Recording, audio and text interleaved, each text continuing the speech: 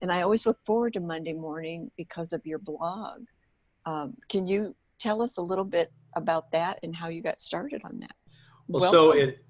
so man, I'm so glad to be with you, Kay. I'm glad to be the second person you're interviewing, and I feel like I'm honored because I feel like I had a small kernel in the fact that this podcast is even happening. So I'm real excited to be with you. I'm looking forward to it. So I started in 2004 doing a newsletter. The first year we did it every other Monday morning. And so since 2005, and now it's 2018, every Monday or Tuesday. Some years we've chosen to not go on a Monday when it was, a holiday. But basically every Monday since 2005, I've put out a newsletter called Unleashing Your Remarkable Potential. And our blog has more stuff than that on it, but as of now and for many years, that article that you're talking about on a Monday morning, or one of the things in that newsletter, comes from my blog, which also, that post comes out every Monday morning on blog.kevineikenberry.com.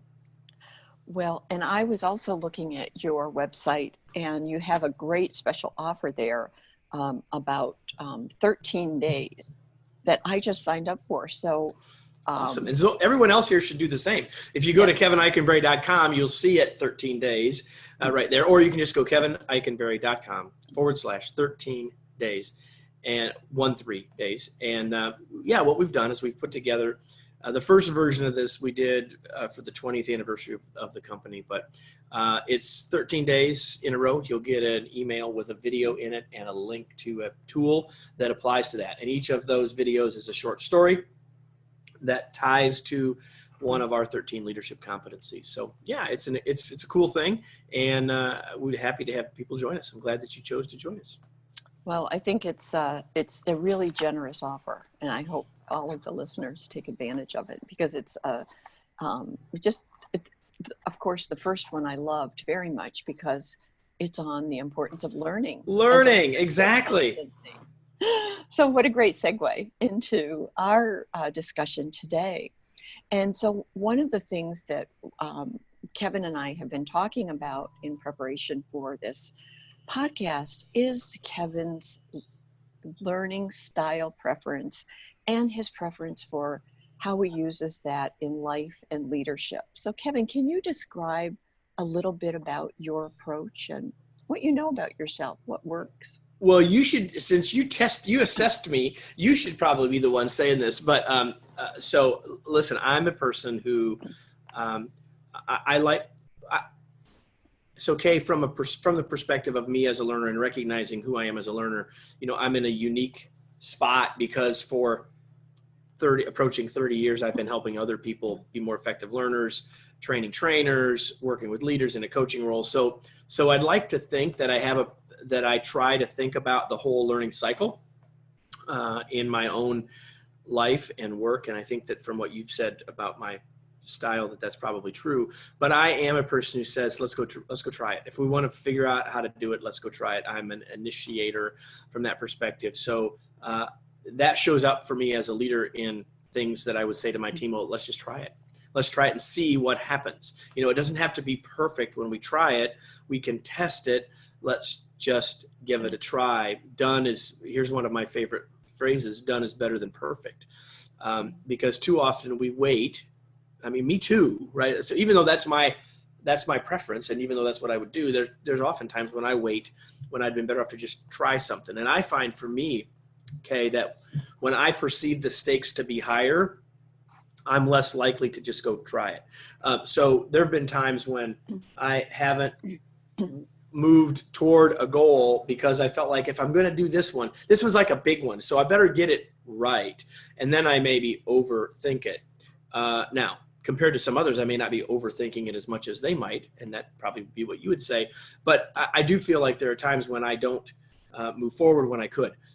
Having said that, as a leader, what that means is that people around me, especially those who are more who have a very different style than me, sometimes I'm stretching them, and I think that's okay. That I'm stretching to say, hey, done is better than perfect. Let's move. Let's try something. We can put I'm a big guy that believes in processes. As my company has grown, we have to have processes, and we work with organizations that have to have process. But I don't feel like we have to build it before we do it. Let's go try it and see. We can build the process underneath it once we see if it actually worked. No sense in doing all that work up front if it doesn't end up working, right?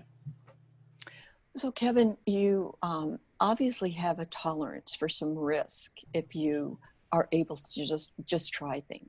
Do you feel that you've learned that over time, or have you always been able to take risk and push yourself in that way?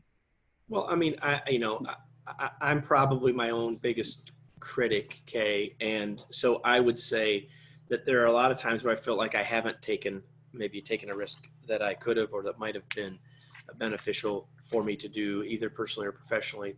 But generally speaking, I would say if you look at it compared to others, I probably have a bit of a higher risk. I mean, I did leave a great career at a Fortune 10 company to start a consulting company that was, for a long time, just Kevin.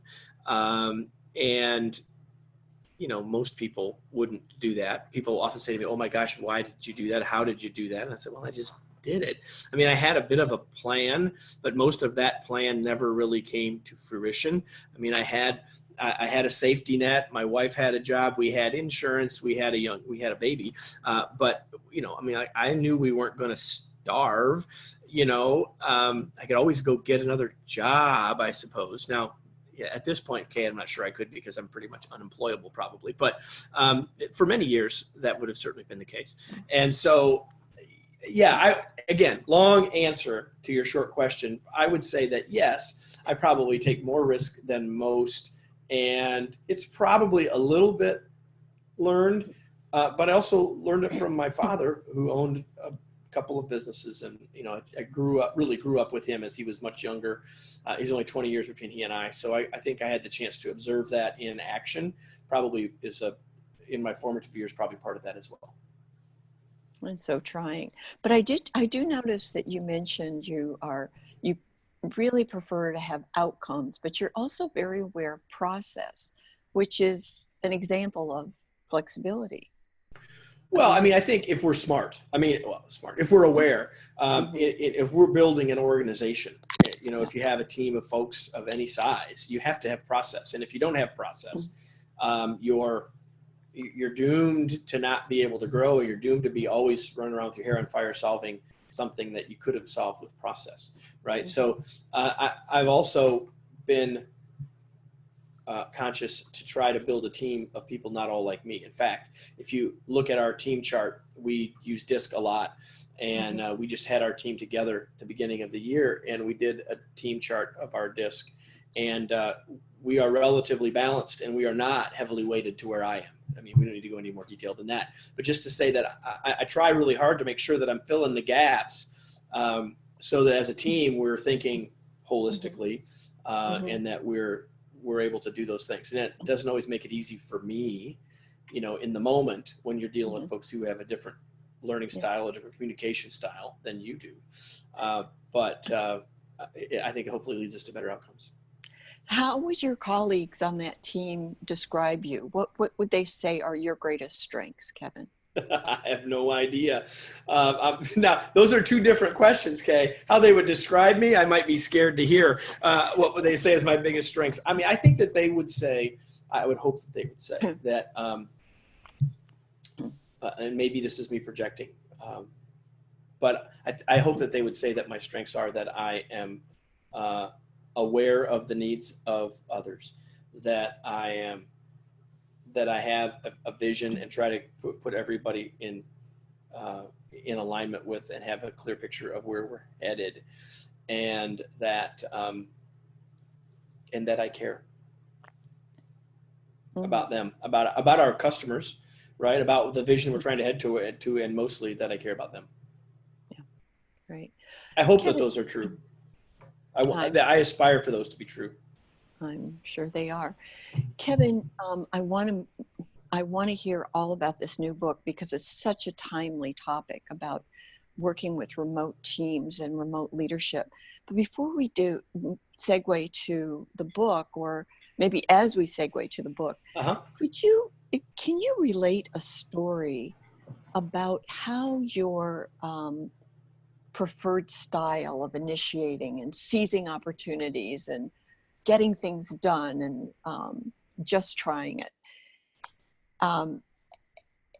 has really benefited you, but also your ability to do that and use your other strengths in analyzing and thinking and actually making tough decisions. So let's talk about that as it relates to the book. And so thank you for mentioning the new book. The new book is called The Long Distance Leader, Rules for Remarkable Remote Leadership.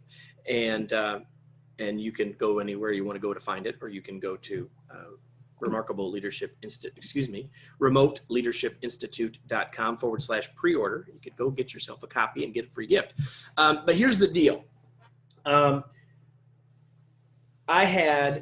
We had the opportunity and interest to do a book, Wayne and I. And so there's an initiating thing. Yeah, let's go write this book. Awesome, right? The thing about writing a book, and you know this, is that writing a book is one thing. And most people would say, well, that's now the job is done. And I would say now, no, the job is just starting. I mean, our goal really is for this book to be the seminal book, the book that people, a year, 2, 3 years from now, people say, you're leading a team remotely. You're going to start build remote teams. This is the book that you need to start with. That's our goal, right? So to make that happen means that a lot more has to be done than just writing a book, right? I mean, building a better mousetrap doesn't necessarily mean anyone's going to make their way to your door, as the old saying goes. So we've spent we are spending a lot of time in building the plan to help launch this book really, truly successfully so that we can make a bigger impact in the world and we can sell some books. We think those two things go together. So I think that if you think about from a flexibility perspective, part of me would just say, well, let's just talk to everybody we can about this book. But instead, we're building a huge, really quite complex project plan around all the things that we're going to do to make that happen, leading up and crescendoing to early June when the book comes out, but not just thinking about that, but thinking about it for the long term. So, my goal would be, let me just call these 5 people and get started. But I mean, that would be my first preference. But what we're doing instead is building an entire plan. You don't want to hear all the details. But the reality is that for this to be ultimately successful, it has to be more than about Kevin going and taking action. However, I am doing that too. So if I were to dive you in and we were to screen share and we'll show you the project plan, which again, you don't want to see, you would see that there's a bunch of things that Kevin's going to go do and some of which I'm just like doing. So like every day I'm taking at least one action that is moving us in the direction of the goals that we have for that project. So that's, I think, is the flexibility. First of all, I'm not doing it all by myself. There's no way I could. Second of all, we're doing a lot of planning and coordinating to make sure that all the things we want to do will happen. That's not necessarily my first preference, but it's what I know needs to happen, and I can do it, and I'm willing to do it. And at the same time, I'm taking at least one action every single day that's moving us in the direction of those things. Many of those things are hooked into this plan, right? I'm going to contact this person or this person or this person. I'm going to do this. I'm going to write this, and yet it's all a part of a plan as opposed to just Kevin going out and doing stuff. Instead of a ready, fire, aim approach. Exactly. We're definitely aiming. We're definitely aiming. Yep. Kevin, your co-author, Wayne Turmel, has also been working with you. Would you characterize his style preference as similar or different? Oh, his style, his learning style, his style preferences would definitely be different than mine. Different. And my co-author for Bud to Boss, Guy Harris, same thing, different than mine, leads us to better results. Wayne's probably a little more like me than Guy, but still quite different. And I think that diversity actually brings us great strength in having a better book. Well, tell us, what are things we should know about creating a successful remote team? Can you share with us some of the leadership wisdom of the book? Well, yeah. So the first thing I would say is that leading is leading, right? And because we're leading people, and fundamentally people haven't changed. I mean, people are the same that they've been for 2,000 years or more. Yeah, there's some context around us that has changed over time. But the first thing I would say is that leading is leading.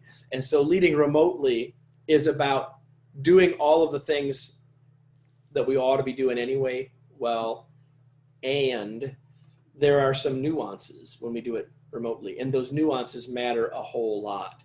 So a big idea from this book, Kay, is that we need to be much more intentional when we're leading a team that we're not seeing every day, all day long. So like right now today, as we talk, there are 2 people, maybe 3 if Laura has arrived, in this office, right? And about 1 day a week, there are 3 people here, and 2 other days a week, there are 2 people here. But there are 15 people on my team. And so it's one thing for me to stop down the hall and say something to someone and be able to do all that you might not even, quote, think about doing. But then I got another 10 or 12 people that are out there doing work every day. And so what am I doing intentionally, not only for my relationship with them, but for them to feel connected, but how do I make sure they're all connected with everybody else on the team as well? So a big piece of this is, how do I make sure that I'm being intentional? How do I make sure I'm building the relationships and building the trust that we need to build and making decisions in the right kinds of ways and using the technology that we have, like you and I are doing right now, so that we can lead more effectively and help people feel engaged and included, and taking advantage of that productivity. So one of the big things, Kay, is that when people are working remotely, working from home, for example, they're very productive. Like, we can get a lot done because we're not interrupted. But we often then become very insular in our thinking. Like, I've got my work and I'm not thinking about how my work connects to everybody else. And yet chances are you need the team to be thinking more broadly like that. And so there's just a couple of examples of things that we need to do differently and think about when we're leading remotely. Well, so it sounds like there is a large coaching element, Kevin, from a leader's perspective, in helping teammates and team members actually learn how to be remote team members. Well, you're right. And, I would say that most leaders, even when the folks are down the hall, aren't doing as good a job of coaching as they should. But the opportunities to do so and the needs to do so grow even further when your team is not down the hall and you don't see them in the coffee room, right? So there's no doubt that coaching is a huge role in this. And that is now different too, because we're not in the same place, right? Doing what you and I are doing right now, which people may not know, is that we're seeing each other. Like, I can see your reaction to me, you can see my reaction. And so using the webcam to me is a huge thing that we ought to be doing more of. That most people aren't.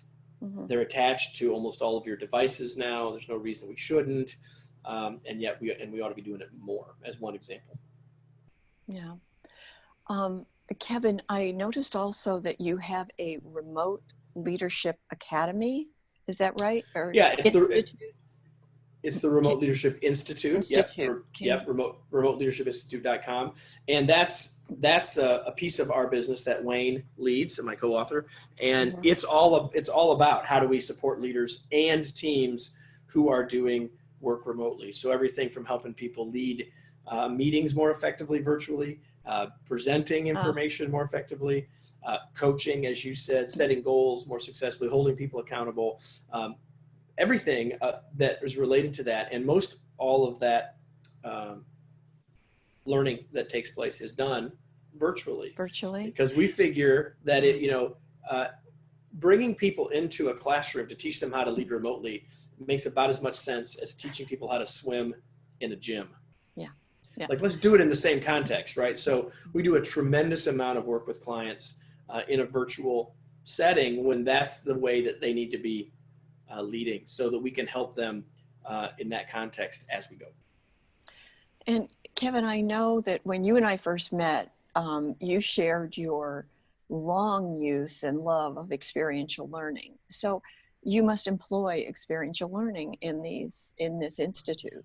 We try to. We try to as much as we can. I mean, there are differences in leading in leading workshops and facilitating learning experiences, using technology as opposed to in a room, but we do the best that we can, and we do everything that we can to make sure that the learning that we lead is not just about an event, but is a process. So the things that happen before, things that happen after, trying to make sure that people really can apply it back at work and make it as experiential as we possibly can. Well, it sounds like you're doing an awful lot of role modeling too, if you're holding all the events online. Well, we hope so. We hope that, part of our goal is, because so much of what we do as a leader remotely ought to be mediated by technology, or will be mediated by technology, is that people are getting the chance to see tools used well, and seeing tools used that maybe they didn't realize they could do all of those other things. In fact, if we do this inside of an organization, we'll use your tool, right? So if you're an organization that uses Adobe Connect, or if you're an organization that uses WebEx, whatever your tool is, we'll work with you on your platform so that you can see how it works in real life. In fact, we teach workshops on how to use your tools, right? It's very specifically. So yeah, we try to role model, because I think it's another way that we can help people learn more effectively. Kevin, do you recommend to teams that are working virtually that they ever get together in person, or are most of these teams simply remote teams? Well, you've definitely got some where they're not going to meet, right? And I would answer your question like this: if at all possible, get them together occasionally. We try to get our team together twice a year. And certainly some members might be together more than that, but we try to have an entire team together twice a year. And we try, and here's a big thing: if you have opportunities to bring your whole team together, you have to think very intentionally about how you use that time, and not just have the meeting you were going to have, but make sure that you have a way for people to cultivate and grow the relationships and get to know each other better. And so make sure that you incorporate that into what you're doing. I also think that even if you're not going to have people together, one of the things that we recommend, one of the things that I do, is that if someone joins our team, part of their job in the first part of their, what you want to call it, their onboarding, is that they have a 30-minute call with every other person on the team. That is not more than 10 minutes of that is about the work. Right? At least 20 minutes of that is about getting to know that person, some of which would naturally happen if we were in the same building, or more likely to happen, not naturally, but more likely to happen, but won't happen at all, right, if we're not. So we do some things to try to alleviate some of that social need and start to build some of that trust that's required. But even then we still try to get people together. So if you're leading a team and you have any choice about the matter, get folks together once in a while at least, would be my vote for sure. So as teams work virtually, Kevin, do you see that they move directly to task more than we would if we were in a room together? I think that that's much more likely. It's not a guarantee, and we've got people with different preferences and different styles and such, but generally speaking, that's what's going to happen. And so here's the thing: for some of you listening, you're like, oh, that's awesome, we get right down to work. And yet, again, we got to think about more than just the work, and how is the work getting done, and not making sure that we're not ending up in silos or thinking too much of an insular way. So that's a yes and. Answer to your question. Yes. Yeah. Kevin, I know you also work as an executive coach, and I wonder if you have given your style preference for getting things done and moving to action, and yet your flexibility also with using the entire learning cycle and all the styles.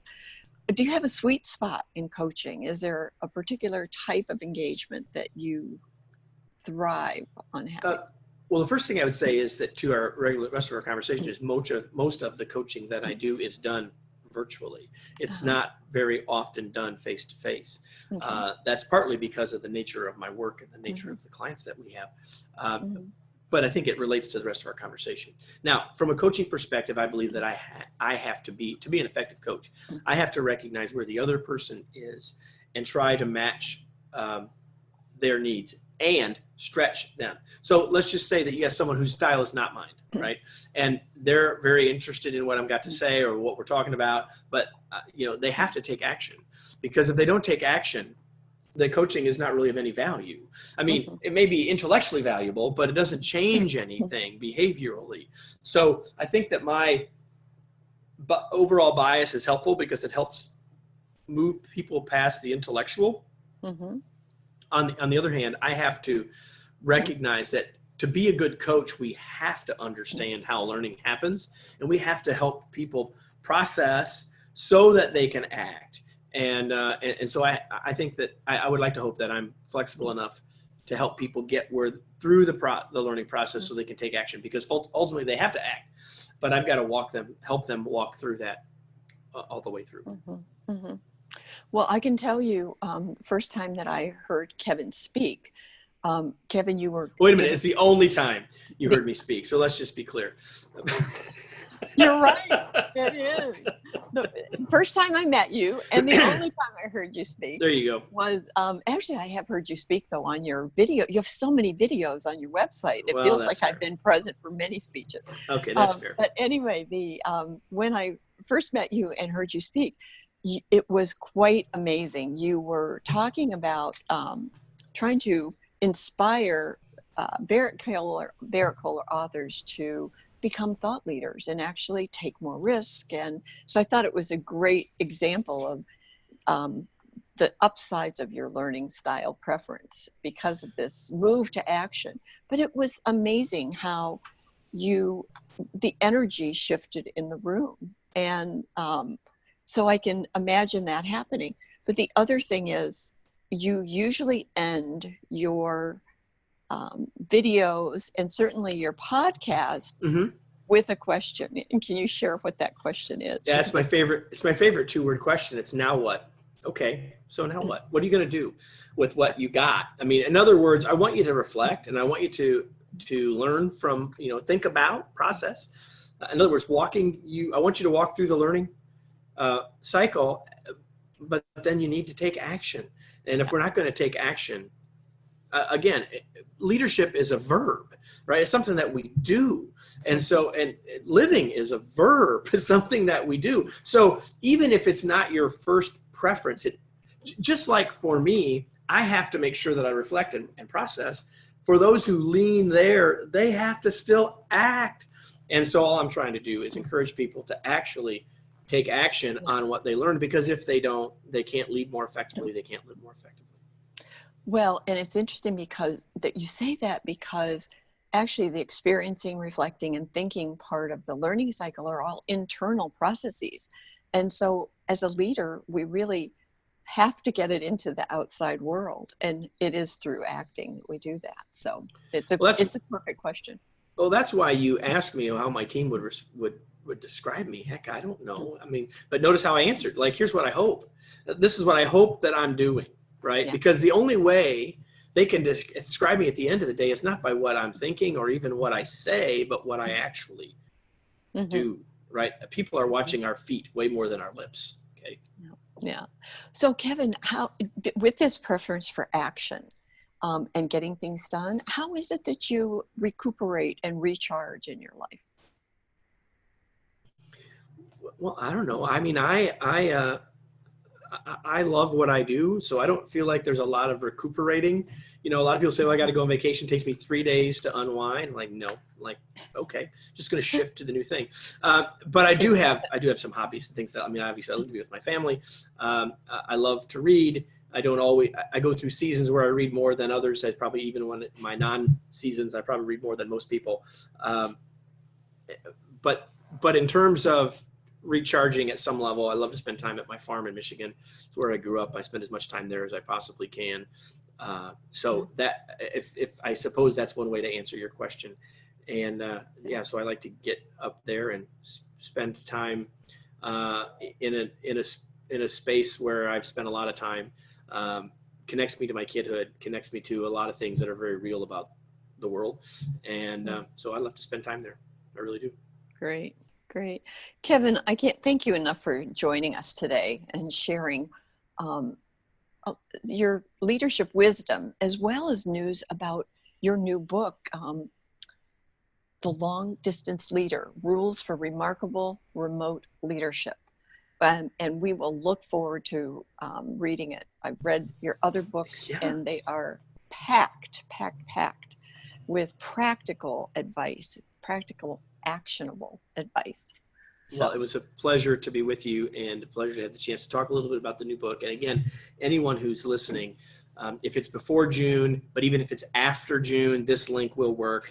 remoteleadershipinstitute.com/pre-order, where if it may be pre-order, it may be after that, doesn't matter. You'll be able to go to that. We'll make sure that link is good. There'll be something of value for you beyond the book that will come free to you if you'll take action. So. And we will also have the links to your website, to your book, and your bio, and more information about the Kevin Eikenberry group as well, posted on our website. So thank you so much, Kevin. It was my pleasure. Thanks for having me. Okay, bye.